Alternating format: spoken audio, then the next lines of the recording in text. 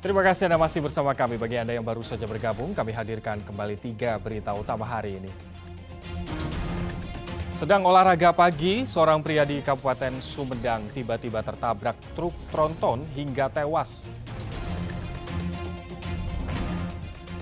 Bunga bangkai yang tumbuh di pekarangan rumah membuat geger warga di Kecamatan Cibeber, Kabupaten Cianjur. Puluhan ibu di kota Tasikmalaya menjadi korban arisan dan investasi bodong. Uang puluhan juta rupiah tak kembali.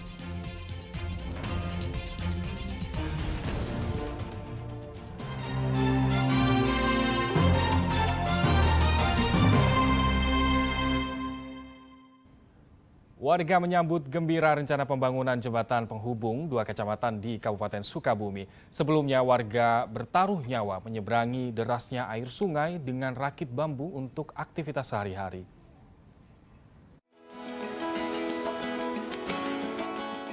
Apakah Anda masih ingat dengan kisah anak sekolah menyeberang menggunakan rakit bambu di Desa Sirnasari, Kabupaten Sukabumi? Kini mereka sudah bisa bernafas lega karena ada rencana pembangunan jembatan penghubung antar Kecamatan Pabuaran dan Purabaya. Selama ini, warga kampung Cilele bertaruh nyawa di atas rakit bambu untuk menyeberangi derasnya arus Sungai Cikaso jika ingin pergi ke Kecamatan Purabaya. Dan jika sungai meluap, warga harus melewati jalan alternatif sejauh 25 km.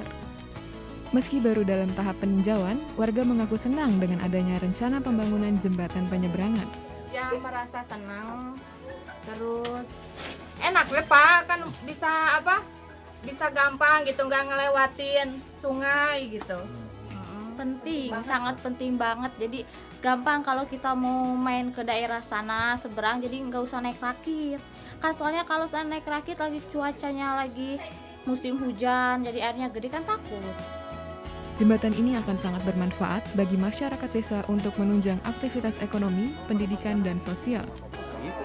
Itu harapan kami, tentunya semua masyarakat bisa menggunakan sarana-prasarana ini untuk dalam proses pelaksanaan kehidupannya sehari-hari.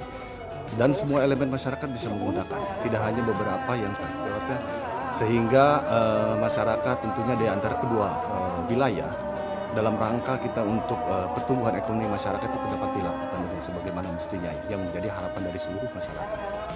Warga berterima kasih kepada pihak yang sukarela ingin membangun jembatan, dan warga berharap pembangunan jembatan bisa berjalan lancar. Asep Didi melaporkan dari Sukabumi. Untuk mendukung pemberdayaan perempuan, Women 20 Presidensi bersama Dewan Kerajinan Nasional Daerah Dekranasda Jabar menggelar Women 20 UMKM Expo. Acara ini diharapkan bisa mendukung transformasi UKM berdaya perempuan, disabilitas, dan marginal.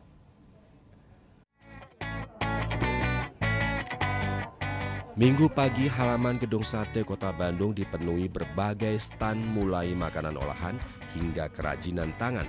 Ini adalah rangkaian event Women 20 UMKM Expo dengan tema mendukung transformasi UKM berdaya perempuan, disabilitas, dan marginal menjadi industri yang lebih kuat, tangguh, dan siap ekspor.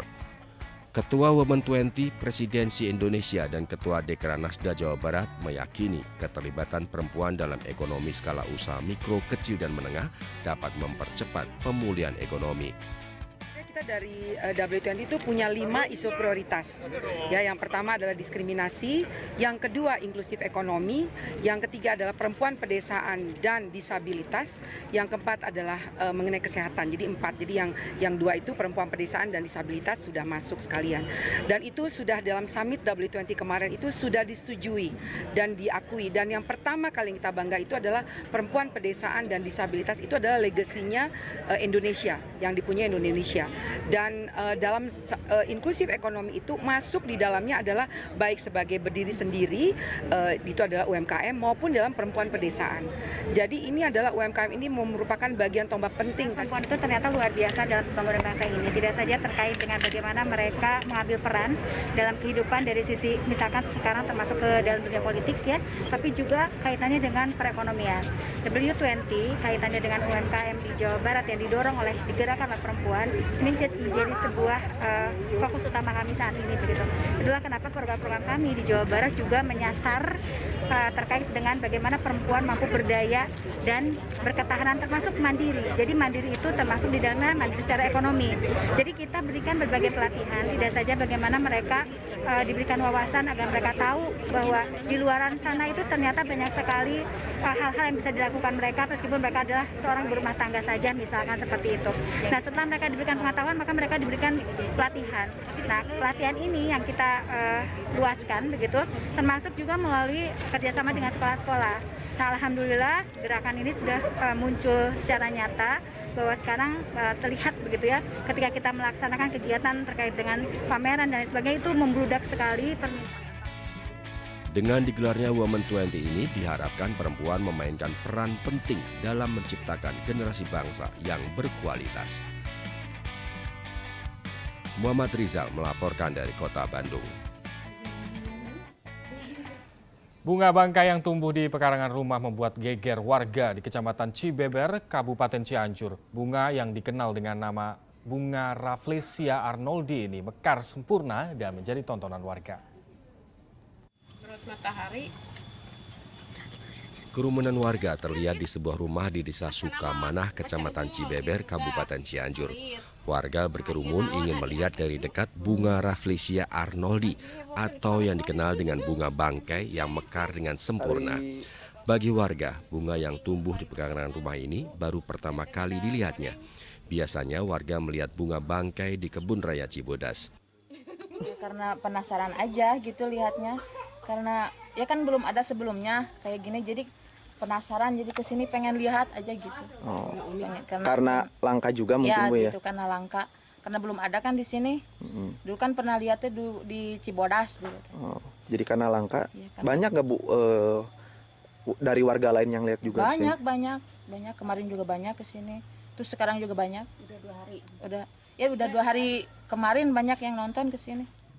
Keberadaan bunga bangkai ini awalnya diketahui karena mengeluarkan bau bangkai. Pemilik rumah mencari sumber bau bangkai yang ternyata dari bunga yang tumbuh dan mekar di pekarangan rumahnya. Ya kan Ibu lagi mau buang sampah nih ke sini. Kira ini apaan nih, ada ya kayak gini. Terus dibilangin, dikasih tahu sama saya. Mana itu ada apaan tuh? Pada ngeliatin. Tadinya kan belum mekar gini. Pas hari Jumat makanya kayak gini nih. Terus diliatin sama orang-orang. Ini apaan? Ternyata Kirain itu bunga bangkai. Bunga bangkai. Terus pada orang pada lihat, terus lihat di Google kan.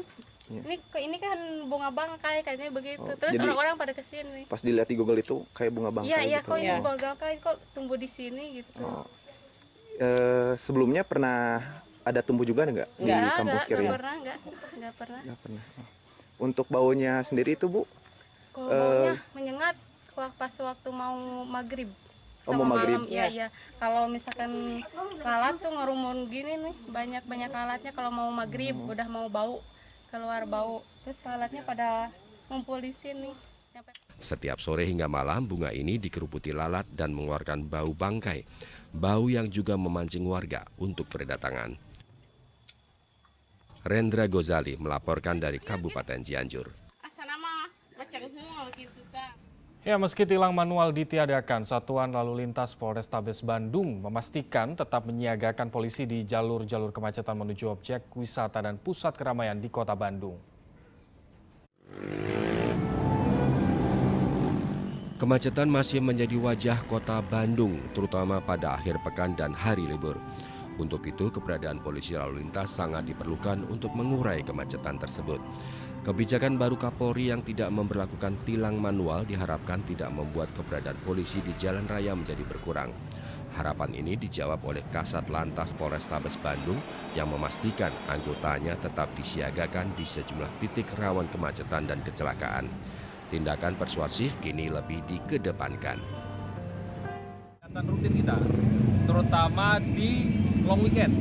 Jadi dari Jumat, Sabtu, Minggu untuk Satlantas Polrestabes Bandung kita melaksanakan pelayanan kepada masyarakat, terutama di penggal-penggal jalur-jalur yang menjadi titik krusial, baik trouble spot, black spot maupun kegiatan-kegiatan masyarakat lainnya.